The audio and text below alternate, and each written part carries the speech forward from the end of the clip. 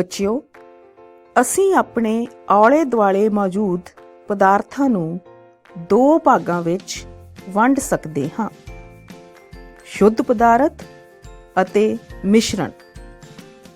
ਮਿਸ਼ਰਣ ਕੀ ਹੁੰਦਾ ਹੈ? ਮਿਸ਼ਰਣ ਦੋ ਜਾਂ ਦੋ ਤੋਂ ਵੱਧ ਸ਼ੁੱਧ ਤੱਤਾਂ ਜਾਂ ਯੋਜਕਾਂ ਨਾਲ ਮਿਲ ਕੇ ਬਣਿਆ ਹੁੰਦਾ ਹੈ। ਇਹ ਪਦਾਰਥ ਰਸਾਇਣਿਕ ਤੌਰ ਤੇ ਵੱਖ ਹੁੰਦੇ ਹਨ ਅਤੇ ਇੱਕ ਦੂਜੇ ਨਾਲ ਰਸਾਇਣਿਕ ਕਿਰਿਆ ਨਹੀਂ ਕਰਦੇ। ਮਿਸ਼ਰਣ ਦੇ ਉਹੀ ਗੁਣ ਹੁੰਦੇ ਹਨ ਜੋ ਉਸ ਦੇ ਤੱਤਾਂ ਜਾਂ ਯੋਜਕਾਂ ਦੇ ਹੁੰਦੇ ਹਨ ਜਿਸ ਤੋਂ ਮਿਲ ਕੇ ਮਿਸ਼ਰਣ ਬਣਿਆ ਹੋਇਆ ਹੈ। ਉਹਨਾਂ ਨੂੰ ਸਿਰਫ ਭੌਤਿਕ ਵਿਧੀ ਨਾਲ ਹੀ ਵੱਖ ਕੀਤਾ ਜਾ ਸਕਦਾ ਹੈ। ਉਦਾਹਰਣ ਵਜੋਂ, ਜੇਕਰ ਅਸੀਂ ਚੀਨੀ ਅਤੇ ਰੇਤ ਦੇ ਮਿਸ਼ਰਣ ਦੀ ਮਾਤਰਾ ਵਧਾ ਵੀ ਦਈਏ, ਫੇਰ ਵੀ ਮਿਸ਼ਰਣ ਵਿੱਚ ਇਹ ਕਣ ਸਮਾਨ ਰੂਪ ਵਿੱਚ ਵੰਡੇ ਹੁੰਦੇ ਹਨ। ਅਰਥਾਤ ਮਿਸ਼ਰਣ ਵਿੱਚ ਇੱਕ ਤੋਂ ਵੱਧ ਪਦਾਰਥ ਕਿਸੇ ਵੀ ਅਨੁਪਾਤ ਵਿੱਚ ਮਿਲੇ ਹੁੰਦੇ ਹਨ। ਇਸ ਨੂੰ ਵੇਖਣ ਲਈ ਇੱਕ ਕਿਰਿਆ ਕਰਦੇ ਹਾਂ। ਇੱਕ ਬੀਕਰ ਵਿੱਚ ਪਾਣੀ ਲਓ, ਉਸ ਵਿੱਚ ਨਮਕ ਮਿਲਾ ਕੇ ਨਮਕ ਦਾ ਘੋਲ ਤਿਆਰ ਕਰੋ। ਇੱਕ ਦੂਸਰੇ ਬੀਕਰ ਵਿੱਚ ਪਾਣੀ ਪਾ ਕੇ ਕੁਝ ਮਿੱਟੀ ਪਾਓ ਅਤੇ ਹਿਲਾਓ।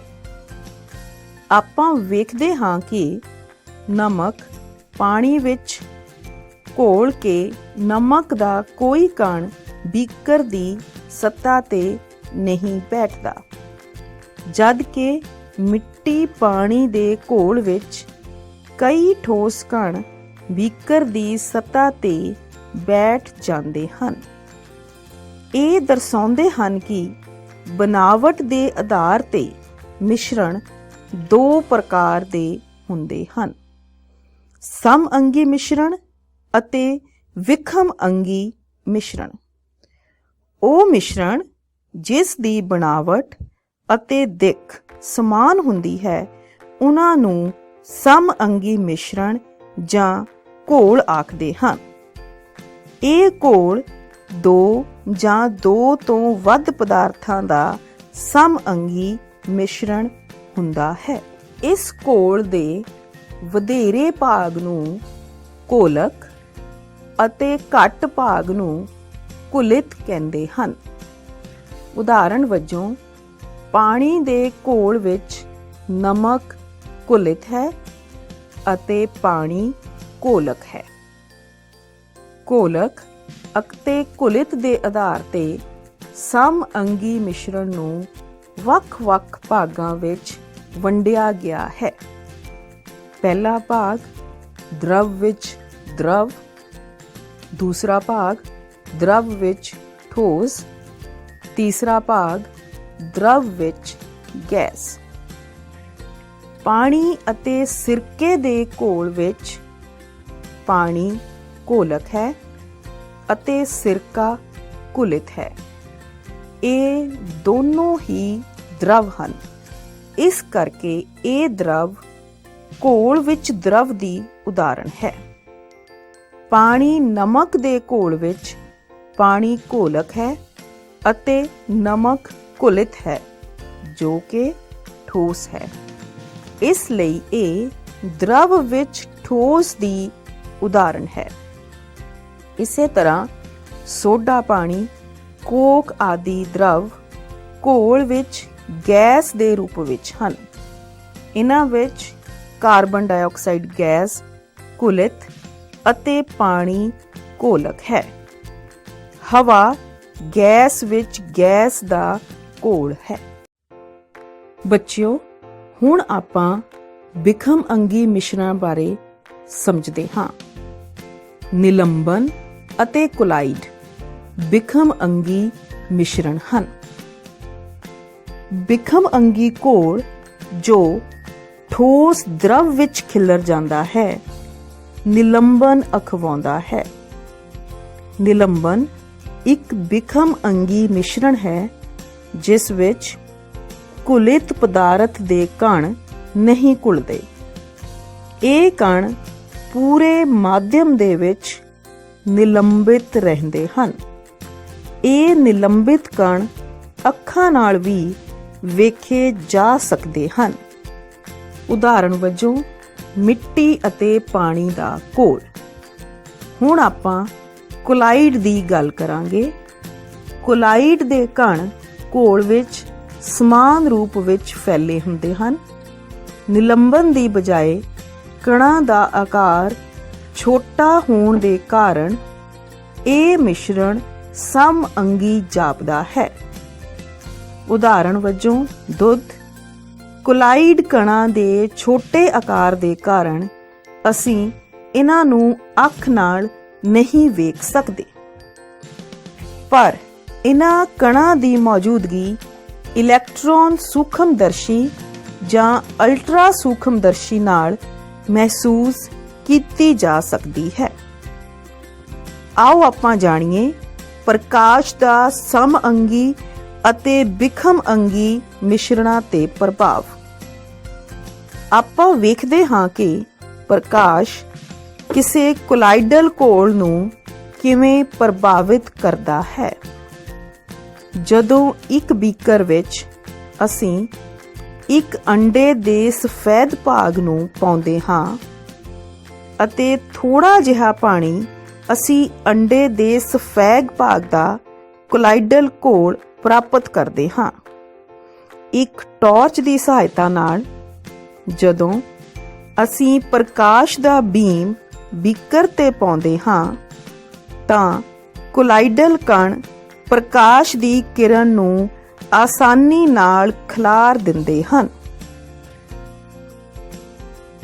ਜਿਸ ਨਾਲ ਪ੍ਰਕਾਸ਼ ਦਾ ਮਾਰਗ ਦਿਖਣ ਯੋਗ ਹੋ ਜਾਂਦਾ ਹੈ। ਪ੍ਰਕਾਸ਼ ਦੀ ਕਿਰਨ ਨੂੰ ਫੈਲਾਉਣ ਨਾਲ ਪ੍ਰਭਾਵ ਜੌਨ ਟਿੰਡਲ ਨਾਮਕ ਬ੍ਰਿਟਿਸ਼ ਵਿਗਿਆਨੀ ਨੇ ਦਿੱਤਾ। ਇਸ ਕਰਕੇ ਇਸ ਨੂੰ ਟਿੰਡਲ ਪ੍ਰਭਾਵ ਵੀ ਕਿਹਾ ਜਾਂਦਾ ਹੈ। ਜਦਕਿ ਨਿਲੰਬਨ ਵਿੱਚ ਪ੍ਰਕਾਸ਼ ਨਹੀਂ ਲੰਘ ਸਕਦਾ। ਜਿਸ ਨਮਕ ਪਾਣੀ ਦੇ ਘੋਲ ਵਿੱਚ ਅਸੀਂ ਪ੍ਰਕਾਸ਼ ਦਾ ਕੁਝ ਖਿਲਾਰ ਵੇਖਦੇ ਹਾਂ, ਜਿਸ ਕਰਕੇ ਅਸੀਂ ਪ੍ਰਕਾਸ਼ ਦਾ ਮਾਰਗ ਨਹੀਂ ਵੇਖ ਸਕਦੇ। ਬੱਚਿਓ, ਵਾਸ਼ਪੀਕਰਨ ਨੂੰ ਦਿਖਾਉਣ ਲਈ ਅਸੀਂ ਇੱਕ ਕਿਰਿਆ ਕਰਾਂਗੇ। ਅੱਧਾ ਬੀਕਰ ਪਾਣੀ ਲਓ। ਬੀਕਰ ਦੇ ਮੂੰਹ ਤੇ ਵਾਚ ਗਲਾਸ ਰੱਖੋ। ਕੁਝ ਬੂੰਦਾਂ ਸਿਆਹੀ ਵਾਚ ਗਲਾਸ ਤੇ ਪਾ ਦਿਓ। ਹੁਣ ਬੀਕਰ ਨੂੰ ਗਰਮ ਕਰਨਾ ਸ਼ੁਰੂ ਕਰੋ। ਅਸੀਂ ਸਿਆਹੀ ਨੂੰ ਸਿੱਧਾ ਗਰਮ ਨਹੀਂ ਕਰਨਾ ਚਾਹੁੰਦੇ। ਆਪਾਂ ਵੇਖਦੇ ਹਾਂ ਕਿ ਵਾਚ ਗਲਾਸ ਤੋਂ ਵਾਸ਼ਪੀਕਰਨ ਹੋ ਰਿਹਾ ਹੈ। ਅਸੀਂ ਵਾਸ਼ਪੀਕਰਨ ਹੋਣ ਤੱਕ ਗਰਮ ਕਰਨਾ ਜਾਰੀ ਰੱਖਦੇ ਹਾਂ। ਜਦੋਂ ਵਾਚ ਗਲਾਸ ਤੇ ਕੋਈ ਪਰਿਵਰਤਨ ਨਹੀਂ ਦਿਸਦਾ ਤਾਂ ਉਸ ਨੂੰ ਗਰਮ ਕਰਨਾ ਬੰਦ ਕਰ ਦਿੰਦੇ ਹਾਂ। ਬੱਚਿਓ, ਆਓ ਨਖੇੜਕ ਕੀਫ ਦੀ ਵਰਤੋਂ ਨਾਲ ਮਿੱਟੀ ਦੇ ਤੇਲ ਨੂੰ ਪਾਣੀ ਵਿੱਚੋਂ ਵੱਖ ਕਰਨ ਦੀ ਕੋਸ਼ਿਸ਼ ਕਰੀਏ।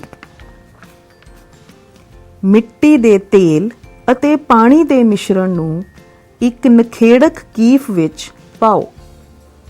ਕੁਝ ਦੇਰ ਤੱਕ ਇਸ ਨੂੰ ਸ਼ਾਂਤ ਛੱਡ ਦਿਓ ਤਾਂ ਕਿ ਪਾਣੀ ਅਤੇ ਤੇਲ ਦੀਆਂ ਵੱਖ-ਵੱਖ ਪਰਤਾਂ ਤਿਆਰ ਹੋ ਜਾਣ। ਨਖੇੜਨ ਕੀਫ ਦੇ ਸਟਾਪ ਕਾਰਕ ਨੂੰ ਖੋਲੋ ਅਤੇ ਸਾਵਧਾਨੀ ਨਾਲ ਹੇਠਾਂ ਵਾਲੇ ਪਾਣੀ ਦੀ ਪਰਤ ਨੂੰ ਕੱਢ ਲਓ। ਜਿਵੇਂ ਹੀ ਤੇਲ ਹੇਠਾਂ ਪਹੁੰਚੇ, ਸਟਾਪ ਕਾਰਕ ਨੂੰ ਬੰਦ ਕਰ ਦਿਓ। ਬੱਚਿਓ, ਇਸ ਤਰ੍ਹਾਂ ਆਪਾਂ ਤੇਲ ਅਤੇ ਪਾਣੀ ਦੇ ਅਘੁਲਣਸ਼ੀਲ ਮਿਸ਼ਰਣ ਨੂੰ ਨਖੇੜ ਸਕਦੇ ਹਾਂ। ਬੱਚਿਓ, ਜਿਵੇਂ ਕਿ ਆਪਾਂ ਸਾਰਿਆਂ ਨੂੰ ਪਤਾ ਹੈ ਕਿ ਸਰਦੀਆਂ ਖਤਮ ਹੋ ਰਹੀਆਂ ਹਨ ਤੇ ਤੁਸੀਂ ਸਾਰਿਆਂ ਨੇ ਘਰਾਂ ਵਿੱਚ ਦੇਖਿਆ ਹੋਵੇਗਾ ਕਿ ਆਪਾਂ ਸਰਦੀਆਂ ਦੇ ਗਰਮ ਕੱਪੜੇ ਜਿਵੇਂ ਸਵੈਟਰ, ਕੰਬਲ ਇਹ ਸਭ ਸੰਭਾਲੇ ਹਨ ਤੇ ਕੱਪੜੇ ਸੰਭਾਲਣ ਵੇਲੇ ਉਹਨਾਂ ਵਿੱਚ ਨੈਫਥਲੀਨ ਬਾਲਸ, ਜਿਨ੍ਹਾਂ ਨੂੰ ਤੁਸੀਂ ਆਮ ਘਰਾਂ ਵਿੱਚ ਫਿਨਾਈਲ ਦੀਆਂ ਗੋਲੀਆਂ ਕਹਿੰਦੇ ਹੋ, ਉਹ ਪਾਈਆਂ ਹਨ। ਤੇ ਤੁਸੀਂ ਪਿਛਲੀਆਂ ਸਰਦੀਆਂ ਵਿੱਚ ਵੀ ਇਹ ਗੋਲੀਆਂ ਕੱਪੜਿਆਂ ਵਿੱਚ ਪਾਈਆਂ ਹੋਣਗੀਆਂ ਤੇ ਜਦੋਂ ਅਗਲੀਆਂ ਸਰਦੀਆਂ ਵਿੱਚ ਆਪਾਂ ਇਹ ਕੱਪੜੇ ਪਾਉਣ ਲਈ ਕੱਢਦੇ ਹਾਂ ਤੇ ਆਪਾਂ ਦੇਖਦੇ ਹਾਂ ਕਿ ਗੋਲੀਆਂ ਦੇ ਆਕਾਰ ਵਿੱਚ ਅੰਤਰ ਆਇਆ ਹੈ, ਭਾਵ ਉਹ ਗੋਲੀਆਂ ਥੋੜੀਆਂ ਛੋਟੀਆਂ ਹੋ ਗਈਆਂ ਹਨ ਤੇ ਉਹਨਾਂ ਦਾ ਉਹ ਠੋਸ ਪਦਾਰਥ ਕਿੱਥੇ ਗਿਆ।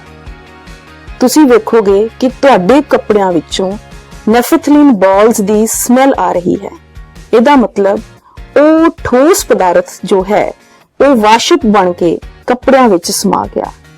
ਉਹ ਠੋਸ ਪਦਾਰਥ ਬਿਨਾਂ ਤਰਲ ਅਵਸਥਾ ਵਿੱਚ ਪਰਿਵਰਤਨ ਹੋਣ ਤੋਂ ਸਿੱਧਾ ਗੈਸ ਅਵਸਥਾ ਵਿੱਚ ਪਰਿਵਰਤਿਤ ਹੋ ਗਿਆ। ਇਸ ਨੂੰ ਜੌਹਰ ਉਡਾਉਣ ਦੀ ਵਿਧੀ ਆਖਦੇ ਹਾਂ। ਇਸ ਨੂੰ ਅਸੀਂ ਆਪਣੀ ਪ੍ਰਯੋਗਸ਼ਾਲਾ ਵਿੱਚ ਵੀ ਕਰ ਸਕਦੇ ਹਾਂ। ਇਹਦੇ ਲਈ ਨੈਫਥਲੀਨ ਬਾਲਸ ਦੀ ਜਗ੍ਹਾ ਤੇ ਅਮੋਨੀਅਮ ਕਲੋਰਾਈਡ ਸਾਨੂੰ ਚਾਹੀਦਾ ਹੈ, ਸਾਲਟ, ਜਿਹੜਾ ਕਿ ਅਸੀਂ ਇੱਕ ਚਾਈਨਾ ਡਿਸ਼ ਵਿੱਚ ਲਿਆ। ਇਸ ਚਾਈਨਾ ਡਿਸ਼ ਨੂੰ ਅਸੀਂ ਬਰਨਰ ਦੀ ਸਹਾਇਤਾ ਨਾਲ ਗਰਮ ਕਰਾਂਗੇ। ਜਦੋਂ ਇਸ ਚਾਈਨਾ ਡਿਸ਼ ਵਿੱਚ ਪਿਆ ਹੋਇਆ ਇਹ ਠੋਸ ਪਦਾਰਥ ਜੋ ਕਿ ਅਮੋਨੀਅਮ ਕਲੋਰਾਈਡ ਹੈ ਗਰਮ ਹੋਏਗਾ ਤਾਂ ਤੁਸੀਂ ਵੇਖੋਗੇ ਕਿ ਇਹਦੇ ਵਿੱਚੋਂ ਫਿਊਮਸ, ਜਿਹਨੂੰ ਤੁਸੀਂ ਵਾਸ਼ਪ ਕਹਿੰਦੇ ਹੋ ਜਾਂ ਆਪਾਂ ਉਹਦੀ ਗੈਸੀ ਅਵਸਥਾ ਵੀ ਕਹਿ ਸਕਦੇ ਹਾਂ, ਉਹ ਬਣ ਕੇ ਹਵਾ ਵਿੱਚ ਉੱਡਣਗੇ। ਇਹ ਠੋਸ ਪਦਾਰਥ ਅਮੋਨੀਅਮ ਕਲੋਰਾਈਡ ਬਿਨਾਂ ਦਰਵ ਵਿੱਚ ਪਰਿਵਰਤਿਤ ਹੋਇਆ ਸਿੱਧਾ ਗੈਸ ਅਵਸਥਾ ਵਿੱਚ ਪਰਿਵਰਤਿਤ ਹੋ ਜਾਂਦਾ ਹੈ। ਬੱਚਿਓ, ਤੁਸੀਂ ਦੇਖ ਰਹੇ ਹੋ ਕਿ ਜਿਉਂ ਹੀ ਅਸੀਂ ਅਮੋਨੀਅਮ ਕਲੋਰਾਈਡ ਦੇ ਨੀਚੇ ਇੱਕ ਬਰਨਰ ਰੱਖਿਆ ਤੇ ਅਮੋਨੀਅਮ ਕਲੋਰਾਈਡ ਨੇ ਗਰਮ ਹੋਣਾ ਸ਼ੁਰੂ ਕੀਤਾ ਤਾਂ ਉਹਦੇ ਵਿੱਚੋਂ ਇਹ ਗੈਸ, ਇਹ ਵਾਸ਼ਪ ਬਣ ਕੇ ਅਮੋਨੀਅਮ ਕਲੋਰਾਈਡ ਉੱਪਰ ਨੂੰ ਉੱਡ ਰਿਹਾ ਹੈ। ਇਹ ਤੁਸੀਂ ਦੇਖਿਆ ਕਿ ਠੋਸ ਬਿਨਾਂ ਦਰਵ ਵਿੱਚ ਪਰਿਵਰਤਨ ਹੋਇਆ ਗੈਸ ਵਿੱਚ ਪਰਿਵਰਤਿਤ ਹੋ ਗਿਆ ਹੈ। ਇਹੀ ਗੈਸ ਅਗਰ ਅਸੀਂ ਇਹਦੇ ਉੱਪਰ ਇੱਕ ਉਲਟੀ ਫਨਲ ਰੱਖ ਦਈਏ ਤਾਂ ਥੋੜੀ ਦੇਰ ਬਾਅਦ ਅਸੀਂ ਦੇਖਾਂਗੇ ਕਿ ਇੱਥੋਂ ਇਹ ਪਾਈਪ ਠੰਡੀ ਹੋਣ ਕਾਰਨ ਫਨਲ ਦੇ ਇਸ ਹਿੱਸੇ ਵਿੱਚ ਇਹ ਗੈਸੀ ਕਣ ਦੁਬਾਰਾ ਠੋਸ ਅਮੋਨੀਅਮ ਕਲੋਰਾਈਡ ਵਿੱਚ ਬਦਲ ਜਾਣਗੇ। ਇਸ ਤੋਂ ਸਾਨੂੰ ਇਹ ਪਤਾ ਲੱਗਦਾ ਹੈ ਕਿ ਇਹ ਇੱਕ ਪਰਤਵਾਂ ਪਰਿਵਰਤਨ ਹੈ, ਜਿਸ ਵਿੱਚ ਠੋਸ ਗੈਸ ਵਿੱਚ ਪਰਿਵਰਤਿਤ ਹੋ ਜਾਂਦਾ ਹੈ ਅਤੇ ਗੈਸ ਦੁਬਾਰਾ ਠੋਸ ਵਿੱਚ ਪਰਿਵਰਤਿਤ ਹੋ ਜਾਂਦਾ ਹੈ, ਜਿਸ ਨੂੰ ਕਿ ਜੌਹਰ ਉਡਾਉਣ ਦੀ ਵਿਧੀ ਕਿਹਾ ਜਾਂਦਾ ਹੈ। ਹੁਣ ਆਪਾਂ ਕ੍ਰੋਮੈਟੋਗ੍ਰਾਫੀ ਬਾਰੇ ਜਾਣਾਂਗੇ। ਫਿਲਟਰ ਪੇਪਰ ਦੀ ਇੱਕ ਪਤਲੀ ਪਰਤ ਲਓ।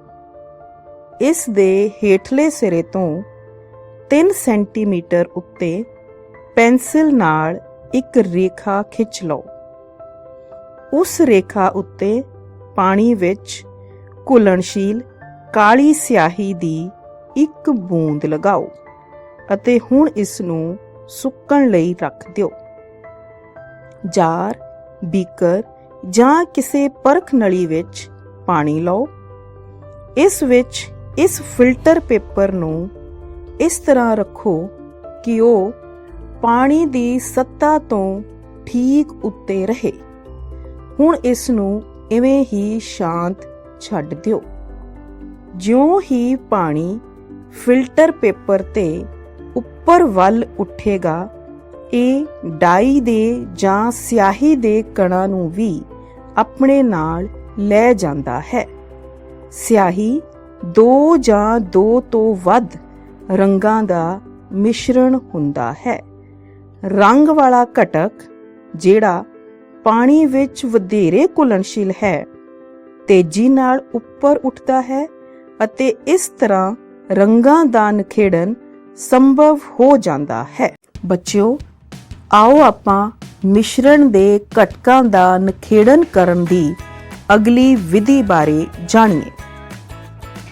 ਅਸੀਂ ਐਸੀਟੋਨ ਅਤੇ ਪਾਣੀ ਨੂੰ ਉਹਨਾਂ ਦੇ ਮਿਸ਼ਰਣ ਵਿੱਚੋਂ ਨਿਖੇੜਨ ਦੀ ਕੋਸ਼ਿਸ਼ ਕਰੀਏ। ਮਿਸ਼ਰਣ ਨੂੰ ਕਸ਼ੀਦਣ ਫਲਾਸਕ ਵਿੱਚ ਲਓ ਅਤੇ ਇਸ ਵਿੱਚ ਥਰਮਾਮੀਟਰ ਲਗਾਓ। ਮਿਸ਼ਰਣ ਨੂੰ ਹੌਲੀ-ਹੌਲੀ ਗਰਮ ਕਰੋ ਅਤੇ ਸਾਵਧਾਨੀ ਨਾਲ ਥਰਮਾਮੀਟਰ ਵੇਖੋ। ਐਸੀਟੋਨ ਵਾਸ਼ਪੀਕ੍ਰਿਤ ਹੁੰਦਾ ਹੈ ਅਤੇ द्रवित ਹੋ ਕੇ द्रवण ਯੰਤਰ ਰਾਹੀਂ ਬਾਹਰ ਨਿਕਲਣ ਤੇ ਇਸ ਨੂੰ ਬਰਤਨ ਵਿੱਚ ਇਕੱਠਾ ਕੀਤਾ ਜਾ ਸਕਦਾ ਹੈ। ਜਲ ਕਸ਼ੀਦਣ ਫਲਾਸਕ ਵਿੱਚ ਬਾਕੀ ਰਹਿ ਜਾਂਦਾ ਹੈ। ਬੱਚਿਓ, ਇਸ ਵਿਧੀ ਨੂੰ ਕਸ਼ੀਦਣ ਕਿਹਾ ਜਾਂਦਾ ਹੈ।